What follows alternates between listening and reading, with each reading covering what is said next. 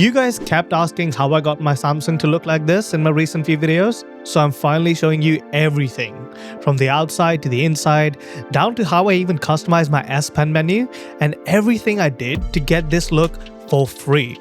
No paid apps, no subscriptions, just good old good luck and a free app that you will definitely download. So if you follow along, by the end of this video, your phone will look nothing like it does right now. So before we actually get into the whole customization of the home screen side of things, just want to quickly mention that I am using a matte screen protector on my S26 Ultra here. If you do want to take a look at it, I'll leave some links for you down below, but you will notice there's absolutely no glare on the screen, and that's pretty much exactly why I'm using it. Secondly, I am using a case which is mounted on top of a magnetic wireless charger. The case is from CaseKoo. I will leave some links for you guys down below to check that out as well. Now, with all that out of the way, let's get on to the main juice and talk about that home screen. And I know everybody's sort of thinking about how I got the wallpaper and the clock at the back, so let me address that first. So the app I'm actually using for that is called Depth Live Wallpaper, and this is a free app that you can download, and they've got hundreds of options to choose from with different kind of clocks, different wallpapers.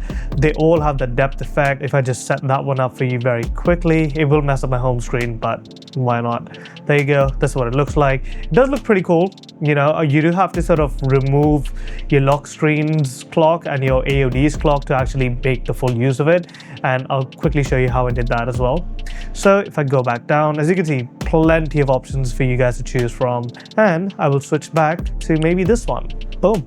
Let's get on to how I ended up removing the clock on the AOD and on the lock screen as well. So I'm just going to go back to the lock screen, long press it, go onto the clock. For you, there might be a clock here. For me, it isn't because I don't have it there. Just click that, go into style.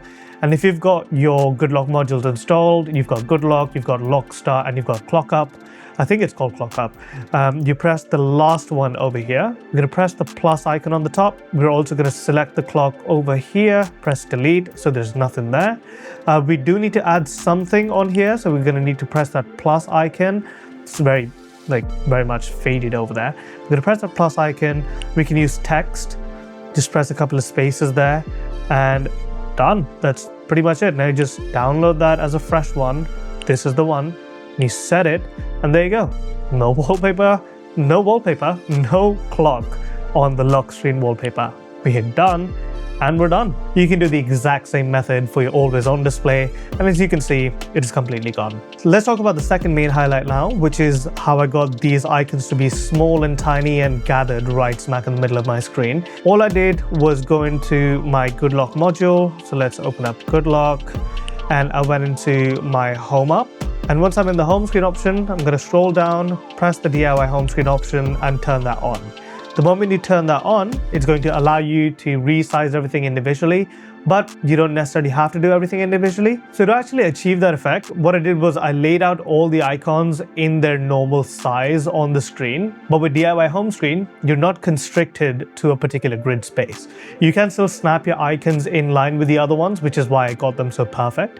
So once you do have them aligned exactly how you want, you can select all of them one by one, and I can then press this little icon here. If I hover over it, it says link. So I just press link, and there you go. It just puts all of that into one box, and I just smack it right in the middle of the screen and call it done. That's it. Simple as that. You click away, go back, and that's my home screen. If you can notice, I got rid of my favorites or my dock at the bottom and my page viewfinder. And how I did that was, again, I long press on the screen, go on to home app. In here, I'm going to select hot seat, and I'm going to disable show favorites. The favorites is your dock, so the moment you disable that, it will go away. Secondly, go into app icon and show item label on home screen. Turn that off because I don't have any labels underneath the icons that I'm using, and that is how I'm getting that clean effect. If I do turn it back on, you can see that the labels are back, and I don't think that's a particularly good looking sort of home screen, so I will go back on and turn that thing back off. On the other side, this is just your free widgets. You get all these widgets within your Samsung's widget gallery.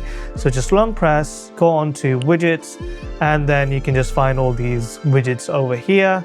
And this is nothing special. It's just got my battery widgets on the side. I've got a calendar widget here, which tells me that my Scotland trip is coming up in the next 15 days. I always look forward to some vacation time, some days off, and I've got my Spotify down here, which I'm not really listening to anything at the moment. And I've got a folder over here that, just takes me into my essentials, some home and banking related stuff, nothing so important. The next thing I've got going on is my notification panel. I've gone back to the traditional one because I just think it looks a bit better, but I have still customized it to my liking. So first off, to go back to this traditional sort of panel, you're gonna have to go into your control center, press the pencil icon up top, panel settings, and just use the together mode. Going back, this is just pretty straightforward.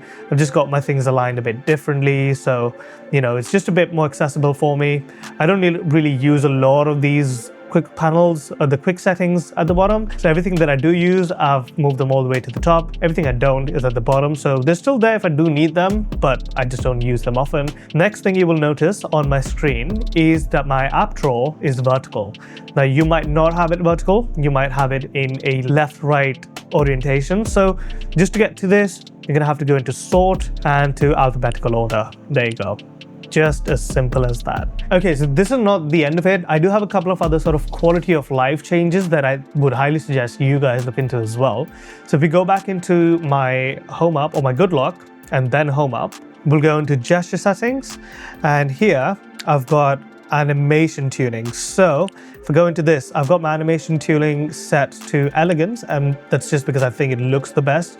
It is one of the most smooth animations I've seen in a long time on a phone, so everything just works perfectly. The second thing I'm using is for the S Pen users out there. So if you're using a standard S26, S25, 24, this wouldn't particularly apply to you, but if you've got an S Pen on your phone and if you want to sort of go back to that retro sort of S Pen menu, then let me show you how I've got mine. We're gonna go into, you guessed it, our good lock module, and I'm gonna head into Pentastic.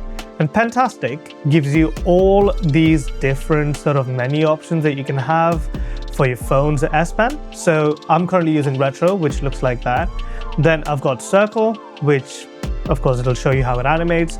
Doesn't look half bad, to be fair, but I would probably still just prefer the retro look because my love for the S Pen started with the Note series, and that is what the Note series has. So I'm just gonna stick to that one.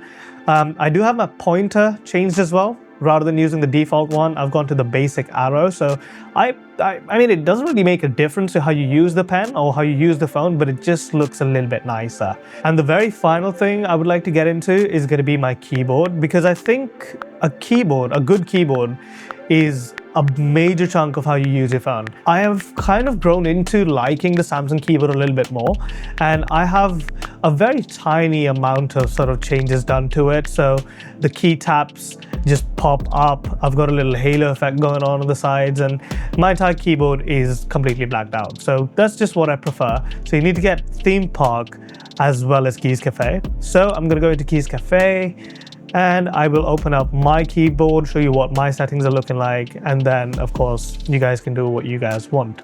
So if I go into edit, you can see that I went into effects first.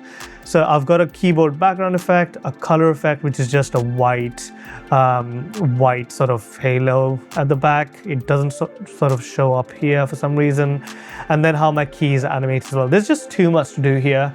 I know people are not going to be so entertained by the keyboard side of things, but yeah, that is my entire setup. So that was everything on my home screen. I hope I haven't missed anything. I'm just speaking of the dome. I've got no scripts here, and this is the first time I'm making this sort of a video in a long time.